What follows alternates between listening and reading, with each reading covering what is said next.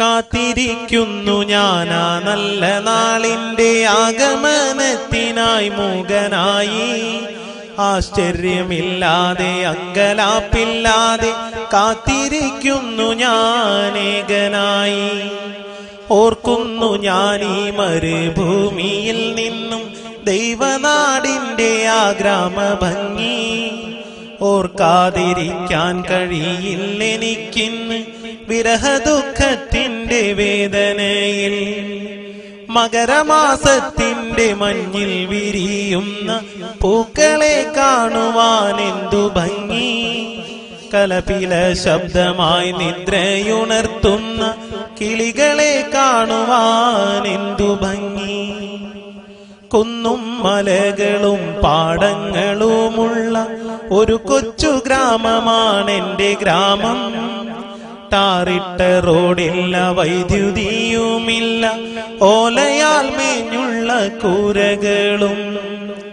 നിദ്രയുണർന്നു ഞാൻ നേരെ നടന്നല്ലോ ആ കൊച്ചു പാടവരമ്പിലൂടെ. മകരമാസത്തിന്റെ മഞ്ഞിൻ കണങ്ങളെ മുത്തുപോൽ തഴുകിയ പുല്ലിലൂടെ.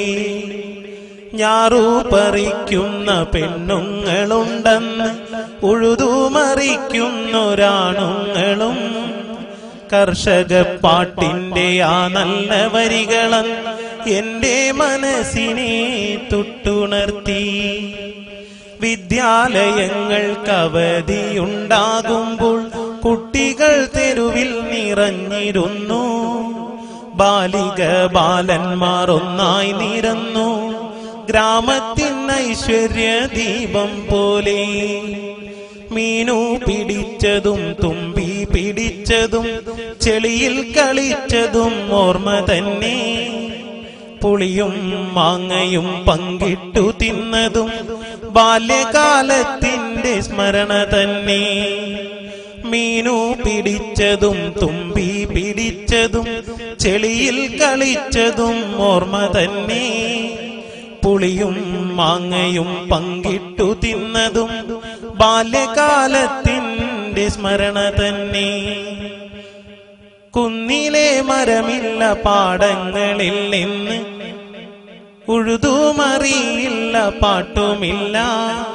ഗ്രാമത്തിൻ ഐശ്വര്യ ദീപമായി നിന്ന ബാലിക ബാലന്മാരെങ്ങുമില്ല.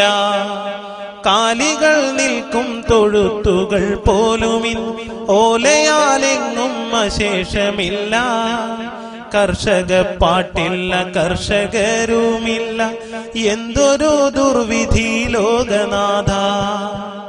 വൈദ്യുതിയുണ്ടിന്ന് കേബിളും ഫോണും കുട്ടി ഫോണിന്റെ ടവറുകളും. സൗഭാഗ്യമിങ്ങനെ ചേർന്നു നിന്നിട്ടും എന്തേ ഇന്നാർക്കും സമയമില്ല. എന്തേ ഇന്നാർക്കും സമയം